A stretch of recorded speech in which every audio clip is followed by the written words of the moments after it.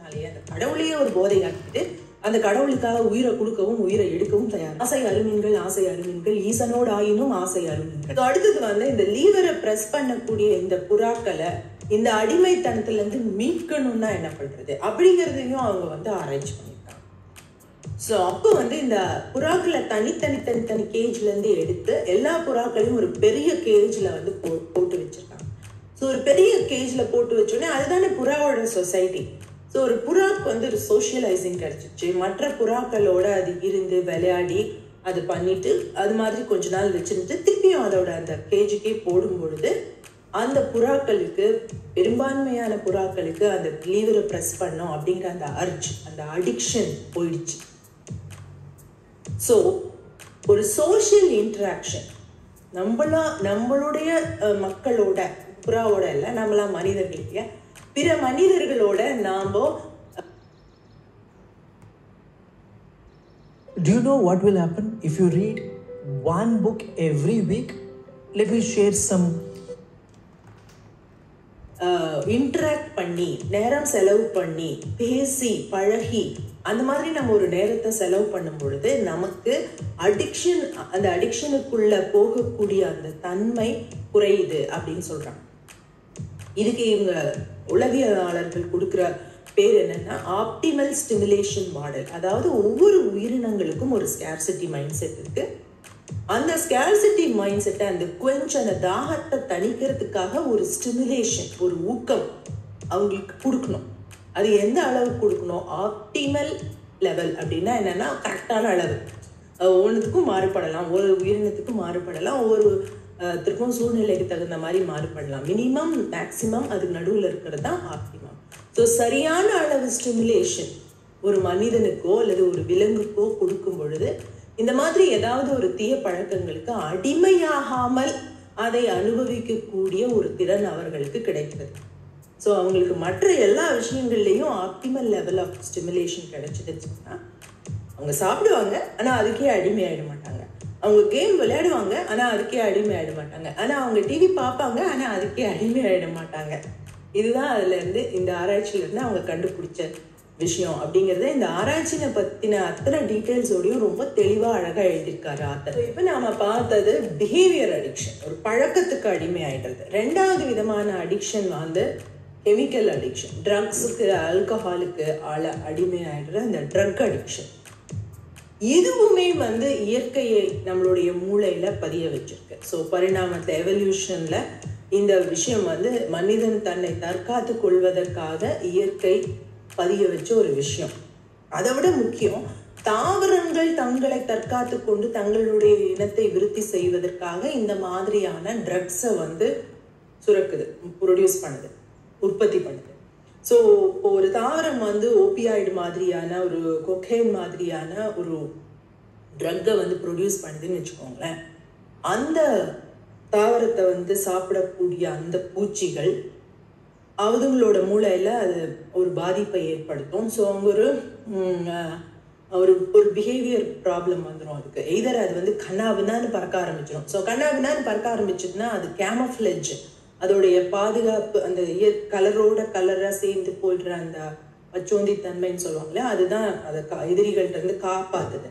ஆனால் இது அந்த கலர்லேருந்து வெளியில போய் அந்த கேமஃப்ளேஜ்லேருந்து வெளியில போன உடனே அதோட எதிரிகள் இதை ஈஸியாக ஸ்பாட் பண்ணி சாப்பிட்றோம்.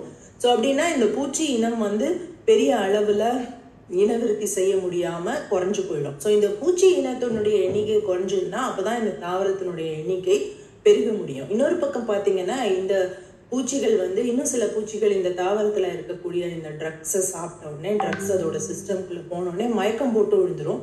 அதோடைய செக்ஷுவல் டிரைவ், ரீப்ரொடக்டிவ் டிரைவ் ரொம்ப குறைஞ்சு போயிடும். ஸோ அதோட இனப்பெருக்கம் பண்ணக்கூடிய தன்மை குறையறதுனால அது இந்த தாவரங்களை அட்டாக் பண்ணக்கூடிய அந்த நிலையும் மாறிடும்.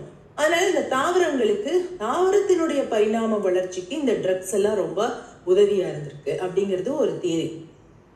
ஸோ இப்போ அதே தாவரங்களை மனிதனும் பயன்படுத்த ஆரம்பிச்சான். ஸோ மனிதன் பார்த்தீங்கன்னா பூச்சிகளை விட ரொம்ப ரொம்ப ரொம்ப பெரியவன் இல்லையா? ஸோ மனிதனுக்கு, பூச்சிகளுக்கு ஏற்படுத்துற அளவுக்கான ஒரு இம்பேக்டை மனிதன் மேல இந்த ட்ரக்ஸ் ஏற்படுத்தலை. ஸோ இந்த கொக்கைன் அப்படிங்கிறது வந்து கோகோ லீவ்ஸ்லேருந்து வரக்கூடிய ஒரு ட்ரக் அப்படின்னு ஆத்தர் எழுதியிருக்காரு. ஸோ அந்த மாதிரியான ட்ரக்ஸ், இந்த ஓபியாய்டு ட்ரக்ஸ் சுரக்கக்கூடிய ஒரு லீவ்ஸ், இந்த மாதிரி இன்னும் நிறைய ஒரு வந்து நிக்கோடைன், ஆல்கஹால், எல்லா பழங்களுமே ஒரு அளவுக்கு மேலே ரைப் ஆயிடுச்சுன்னா, பழுத்துச்சுன்னா, பழங்கள்லேருந்து தான் ஆல்கஹால் நமக்கு தெரியும் இல்லையா, ஹை லெவல் ஆஃப் கார்போஹைட்ரேட்லேருந்து ஆல்கஹாலை உற்பத்தி பண்ணுறோம். ஒரு அளவுக்கு மேலே அது ஒரு மைல்டு லெவல் ஆஃப் ஆல்கஹால் வந்து அந்த ஃபெர்மெண்டேஷனில் உருவாகிறதுக்கு ஒரு சான்ஸ் இருக்குது. ஸோ இதை வந்து அவங்க சாப்பிடும்போது ரொம்ப ரொம்ப ரொம்ப mild very very low concentration, very negligible concentration அப்படின்னு சொல்லுவோம் நம்ம சயின்ஸில். ஸோ அந்த அளவுக்கான விஷயங்கள், அந்த இலைகளை அப்படியே அவங்க மஞ்ச் பண்ணிக்கிட்டே இருக்கிறது, இல்லை அந்த பழங்களை சாப்பிட்றது அப்படிங்கும்போது இதில் என்ன அவங்களுக்கு நன்மைன்னு பார்த்தீங்கன்னா, இது ஒரு விதமான வலி நிவாரணியாகவும் அவங்களுக்கு பயன்பட்டுருக்கு. ஸோ அந்த நம்னஸை அவங்களுக்கு கொடுக்குது. ஸோ அந்த காலத்தில் காட்டில் மனுஷன் வேட்டையாடி நாடோடியாக தெரிஞ்ச பொழுது அடிக்கடி அவங்களுக்கு அடிப்படுறதுக்கெலாம் ரொம்ப ஒரு சான்ஸ் இருக்கும். ஸோ அதனால் இது ஒரு நம்னஸை கொடுக்கும். இன்னும் சில வெரி லோ லெவல் ஆஃப் இந்த ட்ரக்ஸ் வந்து மனிதனுக்கு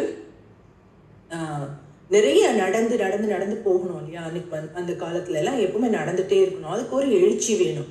அப்போது நீங்கள் ஒரு இயல்பு நிலையை தாண்டின ஒரு எழுச்சி நிலை இருந்தால் தான் அளவுக்கு அதிகமாக 5 to 15 miles ஆஃப் வாக்கிங், அந்த வேட்டை சமூகம், ஹண்டர் கேதரர் சொசைட்டி அவ்வளோ தூரம் நடந்திருக்காங்க அப்படின்னு சொல்கிறோம். ஸோ அதை மஞ்ச் பண்ணிகிட்டே போகும்போது அது ஒரு எழுச்சியை கொடுக்கும், அவங்களால நிறைய நடக்க முடியும். அது மட்டும் இல்லாமல் இது வந்து அப்படைட்டையும் பசியையும் தூண்டக்கூடியதுனால அவங்க 2-3 மடங்கு அதிகமான உணவுகளை சாப்பிட முடிஞ்சிருக்கு. ஸோ இது மனிதனுடைய சர்வைவபிலிட்டியை, உயிர் வாழக்கூடிய அந்த தன்மையை ஜாஸ்தி பண்ணிருக்கு. ஸோ இந்த மனிதர்களுக்கு இந்த பழக்கங்கள் சில ஒரு குறைஞ்ச அளவில் இருந்ததுனால இவங்க நிறைய உயிர் வாழ்ந்திருக்காங்க. உயிர் வாழ்ந்ததுனால இனப்பெருக்கம் பண்ணியிருக்காங்க. இனப்பெருக்கம் பண்ணதுனால இவங்களோட இனம் சக்சஸ்ஃபுல்லாக பூமியில் பல்கி பெருகிச்சு. ஸோ இந்த பழக்கம் இந்த மனிதர்களுடைய சர்வைவபிலிட்டிக்கு ஒரு இன்ஃப்ளூயன்ஸாக இருந்தது அப்படிங்கிறது one of the theories.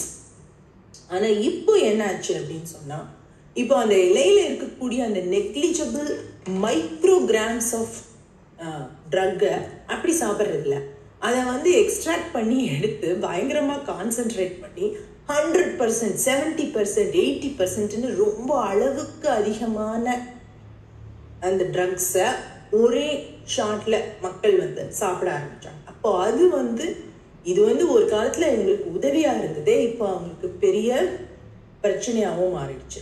So இந்த விஷயம் இவங்களுக்கு பிடிச்சது, இது இவங்க பிடிச்சி சாப்பிட்றாங்க அப்படின்னு இந்த ஸ்கேர்சிட்டி மைண்ட் செட் இதை அலோவ் பண்ணது மனிதனோட சர்வைவபிலிட்டிக்கு உதவியாக இருந்தது. அதனால இந்த பதிவு இயற்கையாலேயே நம்மளோட மூளையில் பதிய வைக்கப்பட்டு அது மேலே ஒரு லைக்கிங் வந்தது மனுஷனுக்கு. ஆனால் அந்த லைக்கிங் அப்படியே அதிகம் ஆக ஆக ஆக, ஸோ நான் ஏற்கனவே சொன்ன மாதிரி அவைலபிலிட்டி அதிகமாக ஆக தாகமும் அதிகமாயிட்டே போகுது. நிறையா தான் இருக்கே அப்படிங்கிற நினப்பு வர்றதில்ல, நிறைய இருக்குல்ல, இன்னும் இன்னும் இன்னும் இன்னும் இன்னும் வேணும் அப்படிங்கிற நினப்பு வருது. ஸோ அந்த இண்டஸ்ட்ரியலைசேஷனுக்கு அப்புறம் அதுக்கப்புறம் மனிதர்கள் இந்த விஷயங்கள் எல்லாம், இந்த ஆல்கமியெல்லாம் கண்டுபிடிச்சி இதுலேருந்து எக்ஸ்ட்ராக்ட் பண்ண ஆரம்பித்ததுக்கப்புறம் எந்த விஷயம் இவனுக்கு உதவியாக இருந்ததோ அந்த விஷயத்துக்கு இவன் அடிமையாகிட்டான். ஸோ இந்த விஷயத்துக்கு அடிமையாகக்கூடிய தன்மை மனித மூளையில் இயற்கையாகவே இருக்குது. ஆனால் இது ஒரு நோயா அப்படின்னு கேட்டிங்கன்னா இது ஒரு நோய் தான். ஆனால் இது ஒரு மற்ற நோய்கள்லேருந்து வித்தியாசமானது. அதாவது இது மற்ற ஒரு ஸ்கிசோபெர்னியா மாதிரியான மனநோய் போல இது இல்லை அப்படிங்கிறாங்க ஆராய்ச்சியாளர்கள். அதுதான் ஆத்தரும் இந்த புக்கில் எழுதியிருக்காரு. அதாவது இப்போ ஒருத்தருக்கு ஸ்கிசோபெர்னியா இருக்குது, ஒருத்தருக்கு வேறு விதமான ஒரு மனநோய் இருக்குது, ஒரு எபிலெப்சி இருக்குது அப்படின்னா அவங்கள போய் நீ பெட்டராக பிஹேவ் பண்ண, இல்லைன்னா நான் உனக்கு சாப்பாடே போட மாட்டேன் அப்படிலாம் மிரட்டினீங்கன்னா அவங்களால அதுக்காக மாறிட முடியாது. ஆனால் இந்த ட்ரக் அடிக்ஷன், ஆல்கஹால் அடிக்ஷன் இருக்கிறவங்களுக்கு லாஜிக்கல் பிரெயினும் ஒர்க் ஆகிட்டு தான் இருக்குது. ஒரு ரிவார்ட் அண்ட் பனிஷ்மெண்ட்டுக்கு இவங்க நல்லா ஒத்துழைக்கிறாங்க. ஒரு ரிவார்ட் கொடுக்குறேன் அப்படின்னு சொன்னால், ஒரு ஆராய்ச்சி இவர் என்ன எழுதியிருக்காருன்னா, ஒரு ஊரில் வந்துட்டு இந்த ஆராய்ச்சி பண்ணியிருக்காங்க ஒரு யூனிவர்சிட்டியில். ஸோ நீ எவ்வளோ வேணால் இந்த ட்ரக்கை வந்து இன்ஹேல் பண்ணிக்கலாம், இல்லைன்னா நான் உனக்கு $5 தருவோம், எது வேணும் அப்படின்னு சொன்னோடனே நிறைய ட்ரக் அடிக்ட்ஸ் வந்து இந்த பணத்தை தான் சூஸ் பண்ணி வாங்கிட்டு போயிருக்காங்க. அதே மாதிரி பனிஷ்மெண்ட்டும் கூட இவங்களுக்கு வந்து நிறையா நல்லா ஒர்க் ஆகுது அப்படிங்கிறாங்க. பனிஷ்மெண்ட் கிடைக்கும் தெரிஞ்சால் இவங்களை நிறைய பேர் அதை அவாய்ட் பண்ணிடுறாங்க. இது ஒரு அருமையான ஒரு எவிடன்ஸ் என்னன்னா, இது உலகம் பூரா எல்லாருக்கும் ஏற்கனவே தெரிஞ்ச எவிடன்ஸ் தான் ஆத்தர் எழுதியிருக்காரு. வியட்நாம்ல போன நம்ம கூட இதை பத்தி ஏற்கனவே பேசியிருக்கோம். ஸோ வியட்நாம் போருக்கு போன அமெரிக்க படை வீரர்கள் பல பேரும் ட்ரக்குக்கு அடிமையாயிட்டாங்க. ஸோ இத்தனை யங் கூட்டம் இவங்க எப்படி திரும்பி வந்து இவங்களை வச்சு நம்ம எப்படி மேனேஜ் பண்றது அப்படின்னு அமெரிக்கன் கவர்மெண்ட் ரொம்ப ஸ்தம்பிச்சு ஒரு நின்ன பொழுது பிரசிடென்ட் நிக்சன் ஒரு உத்தரவு போடுறாரு. யாரெல்லாம் ட்ரக் இல்லை அப்படின்னு அவருக்கு அதுக்கு வந்து ஆப்ரேஷன் கோல்டன் ஃப்ளோ அப்படின்னு பேர் வச்சிருக்காரு. யாரெல்லாம் வந்து ட்ரக் ஃப்ரீ அப்படின்னு நீங்க யூரின் டெஸ்ட் கொடுத்து அதை பாஸ் பண்றீங்களோ அவங்க மட்டும்தான் நாட்டுக்கு திரும்பி வர முடியும் அப்படின்னு சொன்ன உடனே 90% ஆஃப் த பேர் உடனே அந்த பழக்கத்தை கைவிட்டுட்டாங்க. ஏன்னா அவங்களுக்கு வரணும் திரும்பி இல்லையா. அவர் பாட்டுக்கு நாட்டுக்குள்ள வர வேண்டாம்னு சொல்லிட்டாருன்னா வியட்நாமே இருக்க வேண்டியதான். வீடை பார்க்க முடியாது, ஃபேமிலி பார்க்க முடியாது, பிள்ளை குட்டிங்களை பார்க்க முடியாது. அதனால உடனே அந்த பனிஷ்மெண்ட்டுக்கு பயந்து ட்ரக்கை விட்டுட்டு இங்கே வந்துட்டாங்க. இங்கே வந்ததுக்கப்புறம் அவங்க மாறிட்டாங்க. ஸோ இங்கே வந்ததுக்கப்புறம் திருப்பியும் அந்த ட்ரக் அடிக்ஷனுக்குள்ளே போனவங்க யாருன்னா, அதுக்கு ஏற்கனவே அதாவது வியட்நாம் போகிறதுக்கு முன்னாடியே யாருக்கெல்லாம் ட்ரக் ப்ராப்ளம் இருந்ததோ அவங்க தான் அதுக்குள்ளே போயிருக்காங்க. மற்றவங்க எல்லாரும் அதுலேருந்து வெளியில் வந்துட்டாங்க. அந்த பிரச்சனையிலேருந்து வெளியில் வர முடியுது. ஸோ அதனால இவங்க தே ஹேவ் ஹோப். ஒரு அளவுக்கான ட்ரீட்மெண்ட்டும் ஒரு கவுன்சிலிங்கும் இந்த மாதிரியான ட்ரக் அடிக்ஷன்ல இருந்து பெரும்பாலான மக்களை மீட்க முடியும். ஸோ அப்போ பிஹேவியர் அடிக்ஷன், ட்ரக் அடிக்ஷன் ரெண்டு இருக்கு.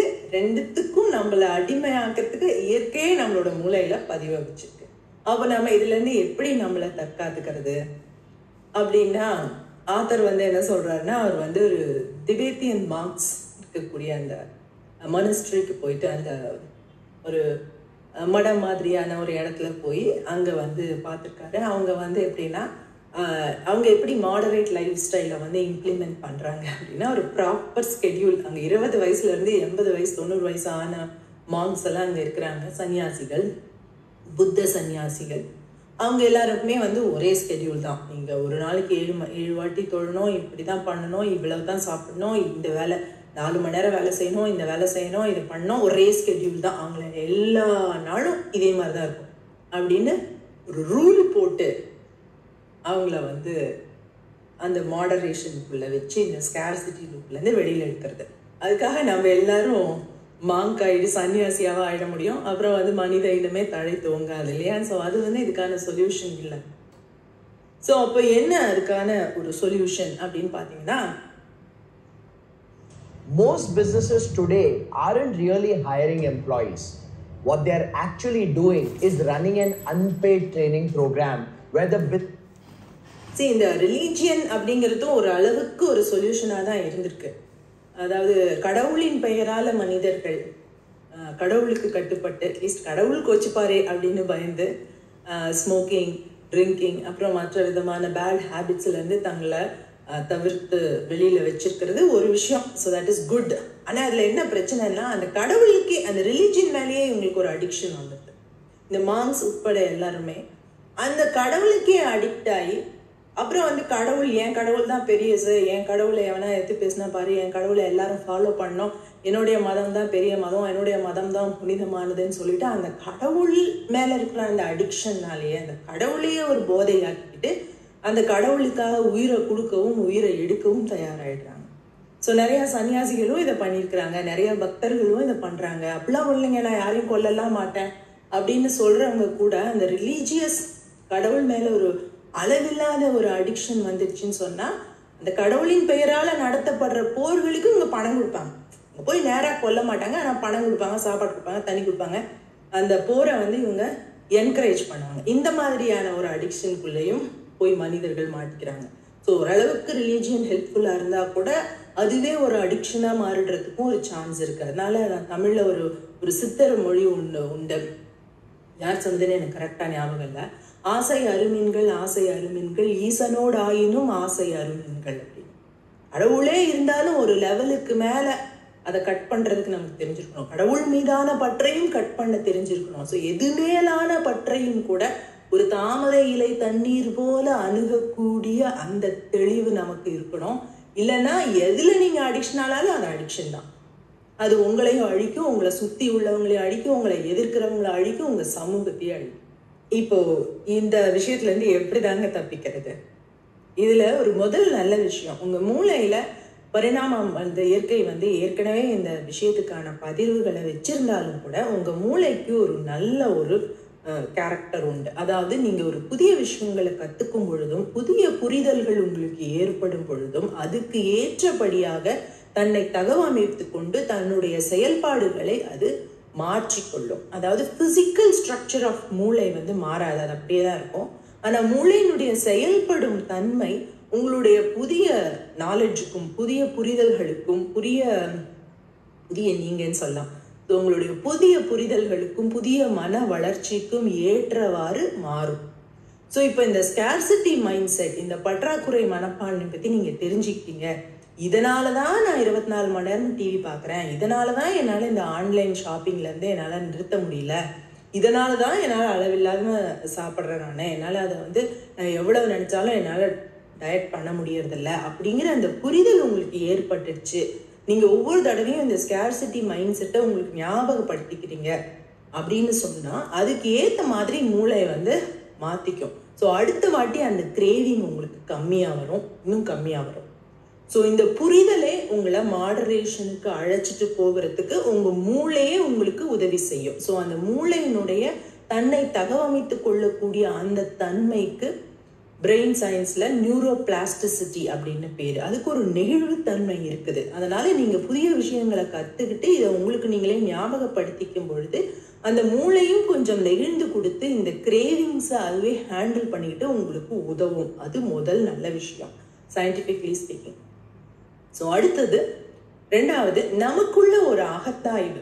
இந்த விஷயங்களை நாம் ஞாபகப்படுத்திக்கிட்டே இருக்கணும். ஸோ நான் ஏற்கனவே சொல்ல மாதிரி ஹாப்பினஸ்ஸே இல்லாத ஒரு லைஃப் தான் அடிக்ஷன் இல்லாத லைஃப். ஏதாவது ஒரு விஷயத்த நாங்கள் பண்ணும்போது அதுக்கு ஒரு ஹாப்பினஸ் தான், ஹாப்பியாக நாங்கள் ஃபீல் பண்ணுறோம், சாட்டிஸ்ஃபைடாக ஃபீல் பண்ணுறோம் அப்படின்னாலே அது அடிக்ஷன் அப்படின்னு அர்த்தம் பண்ணிக்க கூடாது. ஆனால் நம்மளால அந்த விஷயத்துலேருந்து வெளியில் வர முடியாத அளவுக்கு லூப்லேருந்து அதை பண்ணிக்கிட்டே இருக்கோம். அதுலேருந்து நம்ம கொஞ்ச நேரம் விலகி இருந்தாலே நமக்கு ஒரு மாதிரி ஒரு ரெஸ்ட்லெஸ்ஸாக இருக்குது அப்படின்னா அது கிட்டத்தட்ட அடிக்ஷன். ஆனால் அந்த ஆக்சுவல் கிளினிக்கல் அடிக்ஷன் அப்படிங்கிறது யூஸ் டிஸார்டர்னு சொல்லுவாங்க. அதை ஒரு மருத்துவர், ஒரு கிளினிக்கல் மென்டல் ஹெல்த் ஸ்பெஷலிஸ்ட் தான் உங்களுக்கு டயக்னோஸ் பண்ணி சொல்ல முடியும். யாரோ ஒருத்தர் யூடியூப்பில் சொன்னாங்க, வாட்ஸ்அப்பில் சொன்னாங்கன்னு நீங்கள் அதை உங்களுக்கு நீங்களாவே டயக்னோஸ் பண்ணிக்க கூடாது. ஆனால் எப்பொழுதுமே நமக்கு ஒரு அகத்தாய்வு தேவை. என்ன அகத்தாய்வுன்னு சொன்னீங்கன்னா, எது ஹாப்பினஸ்னே நமக்கு தெரியாமல் இருக்கும் பொழுது தான் நம்ம கண்ணில் கிடக்கிற கீழே கிடக்கிற நம்ம வாழ்க்கையில் வர்ற எல்லா விஷயத்தையும் கிராப் பண்ணுறதுக்கு நம்ம முயற்சி செய்யணும். ஸோ இந்த அகத்தாய்வின் மூலமாக உங்களுக்கு உண்மையிலேயே மகிழ்ச்சி தரக்கூடிய அந்த விஷயம் எது, what gives meaning and purpose to your life அப்படிங்கிறத நீங்கள் கண்டுபிடிக்கணும். How much do you earn? 55 lakhs per annum. What? 55 lakhs? That's your salary right now? Yes. What do you do? So I'm an AI tool and ChatGPT expert. Okay, and what degree did you pursue to master this?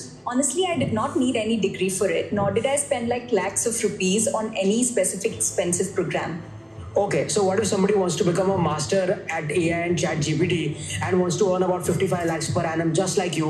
What do they need to do? So they can attend B10X's 3-hour AI tools and ChatGPT workshop, which is conducted by the IITians. Oh, that sounds interesting. So here you will learn how to create any kind of presentation under 5 minutes and do any kind of IT work under 10 minutes. Learn and apply 100 plus Excel formulas without remembering even single one of them. And you can automate up to 95% of your work with the help of AI.